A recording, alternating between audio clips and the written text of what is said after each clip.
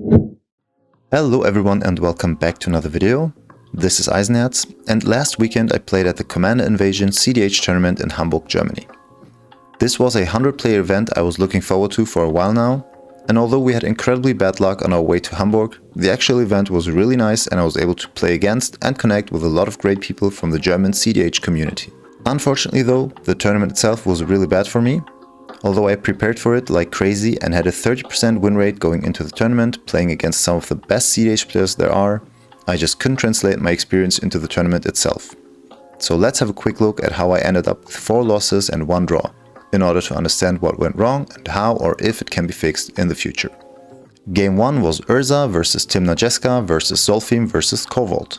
This game was my favorite during the whole tournament. I had a turn 1 Urza and could follow up with a Fairy Mastermind.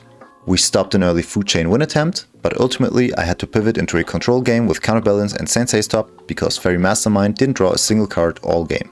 Unfortunately, I lost the game in overtime to the burn player after the 2 other players were already killed. I just couldn't counter their Pyrohemia and didn't find any removal for it, so they just kept activating it to deal lethal damage in the last minutes of time extension. A very nice game nonetheless, and a well-deserved win for the Zolfim player because they actually ended up in the top 4. Game 2 was TNK versus Yuriko versus Urza versus Tivit. This game was my first frustrating experience of the tournament. TNK mulled deep and started slow, but the Tivit player decided to keep a no-lander and deployed 3 or 4 mana rocks on turn 1.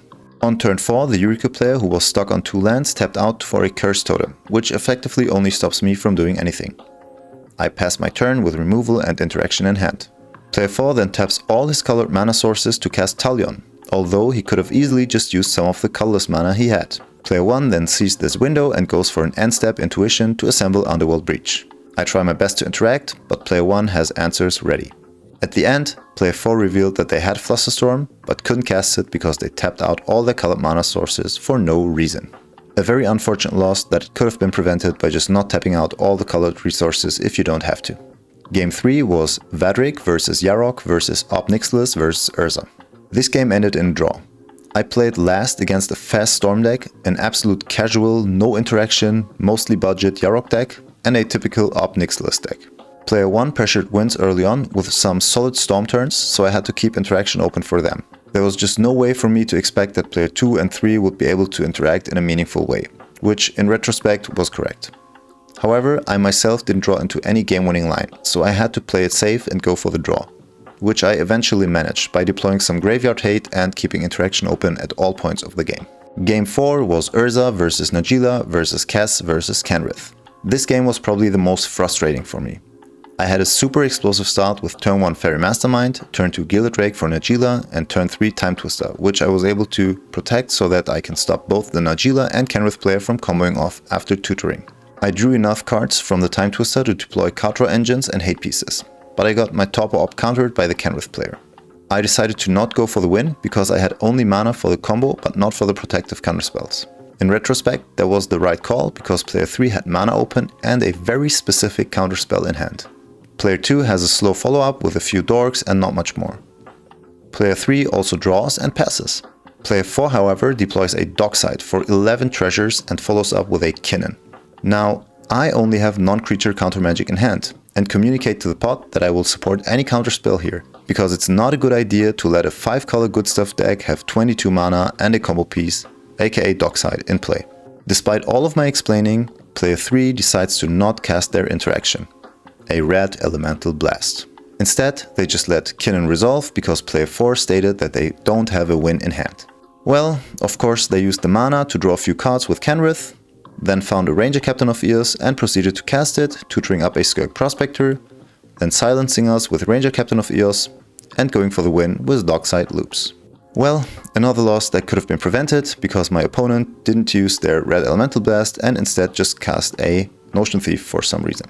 Very frustrating. Game 5 was TNK versus Urza versus Marquesa versus Yuriko. This game was pretty long and pretty interesting during the whole course of the game, right until the last turn. Player 1 started the game with a Mystic Remora, and I was actually able to talk the whole pot into not feeding the fish for 3 full turns, which basically stuffed the TNK player. During those turns, the Yuriko player started to put a ton of pressure onto the TNK player's life total, while generating card advantage and lowering everyone's life total as well. The Marquesa player played an absolute casual deck and had little to no understanding of cEDH at all. To be fair though, none of my opponents was very experienced at playing cEDH, so some really wild plays occurred. Ultimately, we lost the game to the TNK player because the Yuriko player decided to not kill them, although they had lethal damage on board. Instead, they just randomly decided to attack me, the only non-black player in the pot, lowering my life total to the mid-20s. They had unlucky Yuriko flips and the TNK player survived with 5 life. Although again, Yuriko could and should have just killed them via combat damage.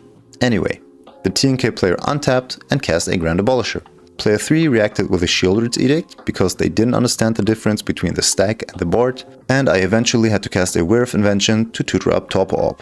But the TNK player was able to pivot into a breach line and win from there. 5 minutes before time was called. A very unnecessary loss in my opinion, that could have easily been a draw against a TNK player we were collectively able to stop from overwhelming us, but that got granted a window that they should not have had. I realized that it might sound a little condescending and gaslighty to blame these losses on my opponents, and you never know how the games would have ended if it weren't for the misplays I mentioned, but what becomes blatantly obvious are the following 2 things, both of which I've mentioned before in earlier videos. Number 1. Control and stacks thrive in an environment with experienced players and full-on cEDH decks. I had a 30% win rate before the tournament, playing almost exclusively against some of the best cEDH players on the planet. However, if your opponents have little understanding of the meta, of certain decks like TNK, combos like Breach and Oracle, or just staple cards such as Dockside and Mystic Remora, your political skills and control spells will only get you this far.